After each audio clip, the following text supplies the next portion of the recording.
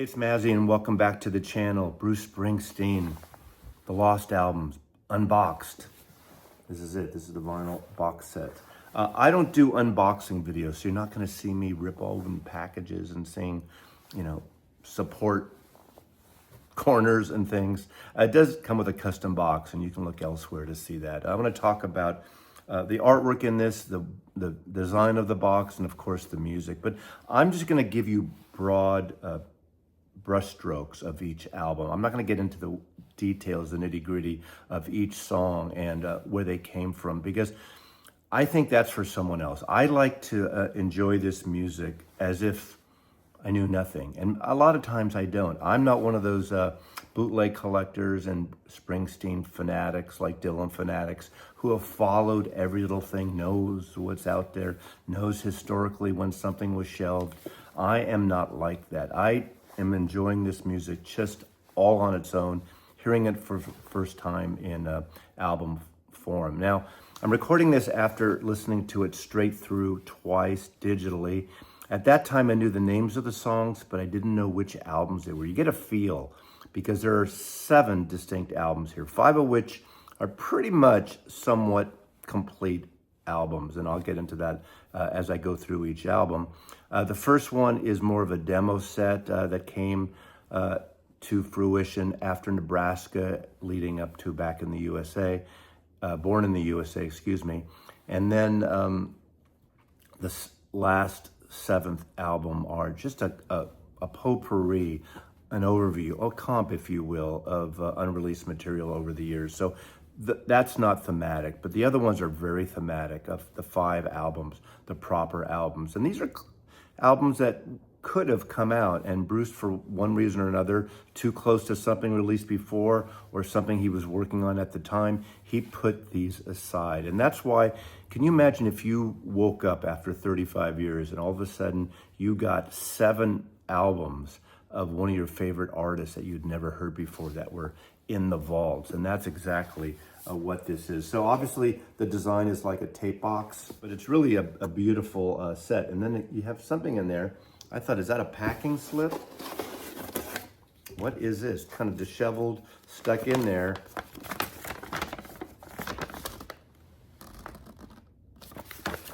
Tape notes, title, A Perfect World Project, Bruce Springsteen, 24-track phase report. The book contains a series of essays by Eric Flanagan about the various albums and where the albums came from historically. And when I listened to the set on vinyl, I experienced that. Now, that was my disappointment with the digital. As great as it sounds, digital's great. You can get this, stream it on Apple Music. That's where I listen to it. A lot of the songs are on YouTube, so you can get it for virtually free compared to physical copies of the compact disc box set or the vinyl. But reading this was really a great sort of addition to listen to the music once I listened to the records. Because even on the streaming service, there was no title for each album. It just kind of, 1 through 10, 1 through 8, 1 through 12.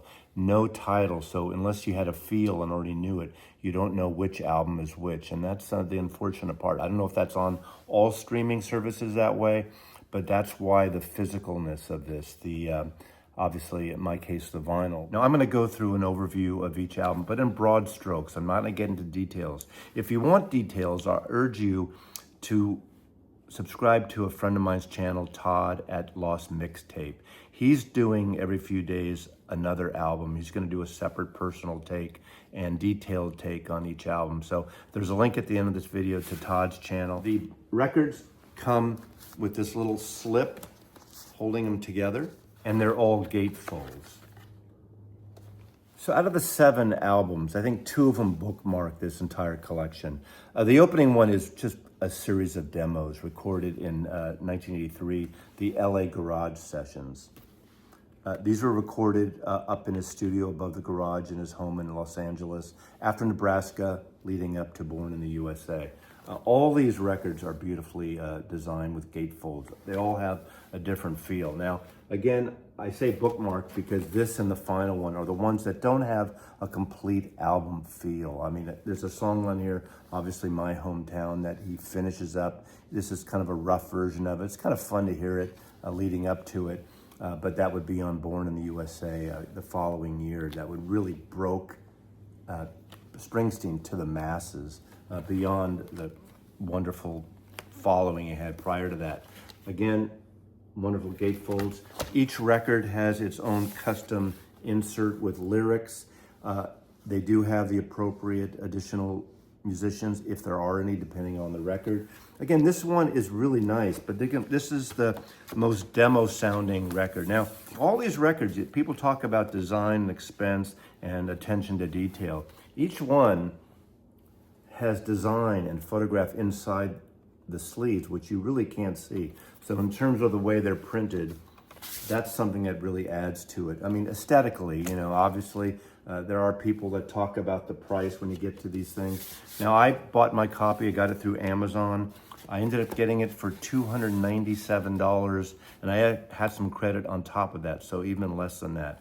So if you divide it up between 9 LPs and a book, comes out to under $30, $28 an album, because Amazon had that lower price for a little while. So the first one sets the tone. This is not my favorite by far. This is your typical outtake album, demo album, if you will, that could have been put on any kind of collection around 1983 leading up to Born in the USA. But it's still a wonderful set, and Bruce Springsteen fans know some of those songs. Next is the Streets of Philadelphia Sessions in 1993-94. An album that almost came out, but it was shelved. I think Bruce thought it was too close thematically to records about relationships. He had been doing it for over a few years. Obviously, the title song, which is not on this, unfortunately, Streets of Philadelphia, he won an Oscar for the movie, for the Jonathan Demme movie. He also won a Grammy for it, I believe. But this is great. This is a mood piece. This is like electro pop. A lot of loops he's doing here, emulating the West Coast hip hop of the time. It's got a great intimate feel to it. And if you, obviously, you know the song, the theme song, Philadelphia, you know that feel, that kind of unacoustic, more electronic feel that Bruce was playing with. Like all of them, they have gatefold. This is a single record, has its own custom inner sleeve with the lyrics and the credits. The soul of this box set, to me, are the 5 records in the middle. They all have a thematic feel to it, of mood, of intention, and other people are going to tell you where they came from in between, what influenced something else. That's for the Springsteen freaks and other people who are diving in. Maybe Todd will get into that a little bit with his video. But I adore this record. Again, a feel to it, but it's not amongst my favorite, but I still like it. That's why there's so much to digest in here. Next is a record Springsteen recorded in the mid-90s, and this is Inyo.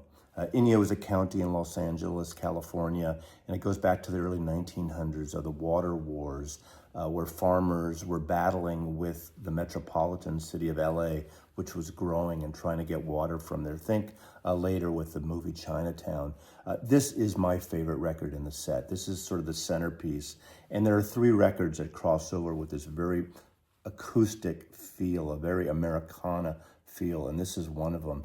This gets into what Bruce is talking about now. This is probably the most topical right now. It gets into migration and immigration and Mexican heritage, and this is a stunning record.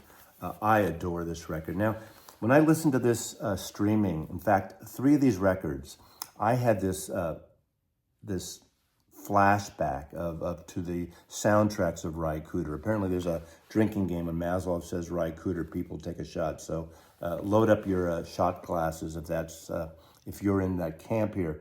But I couldn't not think of Ry Cooder soundtracks. Everything from The Border to Paris, Texas, to The Long Riders, where it's that kind of rootsy American history feel. And in this case, The Migrants and Woody Guthrie and that type of thing. There's a very sort of a Tejana sound to some of this stuff.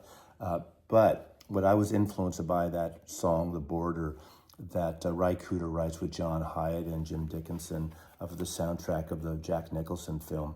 And when I read the book, when I finally got the box set and read the book, sure enough, they mentioned that song, The Border, which is a favorite of Bruce's and a song that he covered live over the years several times. I guess, I don't know if it's around this time or not, but that's very influential. And I felt that on here. There's these beautiful mariachi bands on some of the tracks here. And it's just a joyous record, but it's a record of purpose. And it's a really wonderful feel to it. I think of that mid-period also, Jackson Browne in the early 1970s, 71, 2, 3, 4, 5, that period of Jackson Browne that has that California sound. This is really a part of California history, and it's a fantastic record. Probably the most beautiful package of all of them from my point of view. Again, this is a gatefold with this beautiful Mexican ephemera here. The in-sleeve is another wonderful custom in-sleeve, beautifully photographed, and historic photographs taken. This one has its own beautiful, separate, massive book with, again, Mexican heritage design, layout, photographs of Bruce Springsteen, all the lyrics to all the songs, which to me matter more in this record than all the other records. California history. Think of Ry Cooder's Chavez Ravine about Dodger Stadium and the migrant houses that were torn down to make room for that. First, a purpose of building new homes and shopping for the Latin citizens of Los Angeles, but then kind of a bait and switch where they tore it all down and built Dodger Stadium. A very wonderful feel to this. There's a vibe to this record that I just adore, and this is, again, one of 3 of these albums that has that kind of a Americana acoustic feel to it. I think everyone's going to latch on to different music on this. People who are used to the traditional Bruce Springsteen songs may not get this record. I could totally understand fans at the time not getting it. This is probably one of the best records I've heard in a long time. And if I would take this out as a new album, this would be my best list for 2025. This is Inyo, Bruce Springsteen. Wonderful, wonderful set. Next is Faithless. Remember that song in the 1970s, I believe, by Jack Bruce, Theme for an Imaginary Western? Well, this is kind of that. This is a soundtrack to a Western, a spiritual Western that never was finished, never came out. And Bruce wrote the music to it. And this is a kind of, again, another folksy, intimate Americana record with a gospel tinge to it. This is a gorgeous record. Again, another record that brought these Ry Cooder soundtrack feelings to me, sort of a sense memory back to those records, as I said earlier, Long Rider and Paris, Texas. There are children's vocals that add this gospel feel to it a little bit. There are instrumentals, I think 4 instrumentals that bridge the gap between the song. And this stands up all on its own. You don't have to even know of a movie. Again, another wonderful, I think these are Danny Clinch photographs. He's been photographing Bruce for many years. I just love this black and white photography on this. And like all the rest, it has a custom insert. And this is the feel of this. Very very spiritual folk album of Bruce Springsteen. Fearless, Bruce Springsteen, from the Lost albums. Next is Somewhere in Nashville. Now, this is the third in what I'm calling the trilogy of albums that have this kind of country, folksy, acoustic bass feel to it. Now, there's some rockers on here. There's a rockabilly essence to this. It opens up with Repo Man, and then Stand On It later on the album has that upbeat rockin' thing that Bruce does sometimes on here. But there's a great country feel to it with this great Marty Rifkin pedal steel, really a sweet sound that really kind of holds it together. I mean, some might say the 2 rockers or the 2 or 3 rockers on here that are more rockabilly take away from the mood to this, but it probably breaks it up. It depends on what kind of music you like or how you like your records sequenced. I still like those songs, but sure, I could take them out too. But this is another beautiful record recorded around the Tom Joad period. So it's kind of an opposite of that. Again, another gatefold, just beautiful packaging all around here. This one is one that also has a separate booklet, not just an inner sleeve on here. Again, beautiful photography and all the wonderful lyrics. I love the personality, the design personality of each one. There's not an ongoing feel design-wise. Each one has a purpose, so that's the whole premise of this set. These are fully realized albums. At least 5 out of the 6, 7 records are fully realized albums that coulda, shoulda, woulda come out during the time of these recordings. And for whatever reason, Bruce held them back. Again, all the credits on here. This wonderful detailed design, wonderful detailed photography on this. And then, of course, there is the album. A pleasant surprise on this album, a cover he does. And I was listening to it when I was streaming it, and I knew the song. And of course, right away I placed it. He does a great cover of Poor Side of Town. That was a hit in 1966 for Johnny Rivers, written by Johnny Rivers and Lou Adler. A killer song. I do prefer the Johnny Rivers. He has a certain attitude of the song. But Bruce makes it his here a little bit. It's almost unrecognizable as the Johnny Rivers version, but it fits in with this theme and all these songs. It's very similar songwriting, and his arrangement obviously fits here, where the Johnny Rivers version would be a little more poppy. But I love that Johnny Rivers song. Of course, Johnny Rivers, Secret Agent Man, and Memphis, a lot of great stuff. Great guitar player in his own right. But Bruce Springsteen's Somewhere North of Nashville. Bruce Springsteen, Twilight Hours. This is Bruce Springsteen's crooner cocktail album. This is the nightlife. This is New York City at night. This is recorded in 2019. This would have been like in a companion to Western Stars, but it goes in a totally different direction. Has a little bit of that kind of Glenn Campbell, Jimmy Webb feel songwriting, but then it explores areas of the Sinatra kind of thing, or the Burt Bacharach, Hal David songs. I kept thinking of the Burt Bacharach, Elvis Costello collaboration, or Elvis Costello's North. Opens up with a song, Sunday Love, that has a real kind of lush feel. Could have been a Nelson Riddle orchestration, but it gets into some regular kind of songs. Not all of it is the crooner stuff. Now, I am a fan of this. This is great. It doesn't have the same feel as those Americana type things, although there are some explorations and just standard songwriting, singer-songwriting things on here as well. It's not all Nelson Riddle-like lush strings on here, but it does have that vibe. Western Stars had that vibe too, in a more expansive Americana way type of thing. But this is a beautiful, beautiful record. Maybe schmaltzy for some. Even Dylan, when Dylan did the crooner record, the Sinatra-like crooner record. Then he did a second volume. Then he put a 3-record set volume called Triplicate. Dylan Freak's heads exploded, wanted them to come back. Who knows why Springsteen didn't release this in 2019 at the time. Maybe this would have been a good type of album to put out during the pandemic, 2020, 21 or something, when people were home, and this might have been a kind of a mood feel, or would have been too much of a downer there. A romantic record, a cocktail record. This also has a wonderful gatefold. You got this obligatory city skyline. This is one of the 2 records. That's a double record set. Again, inner sleeves, wonderful photographs, all the lyrics of the song. I think it has a place in the whole discography of Bruce Springsteen, and it's great. That's a fully realized album.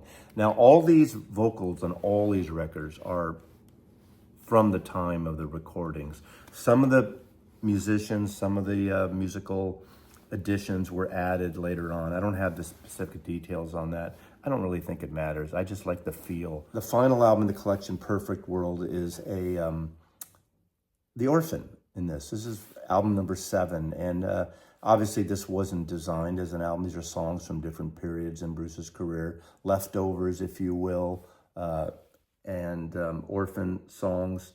Really kind of a lovely set. But this is what you'd expect maybe on Tracks 1, where it was just a collection of songs he had done over his career up to that point. That came out in 1998, that Tracks 1.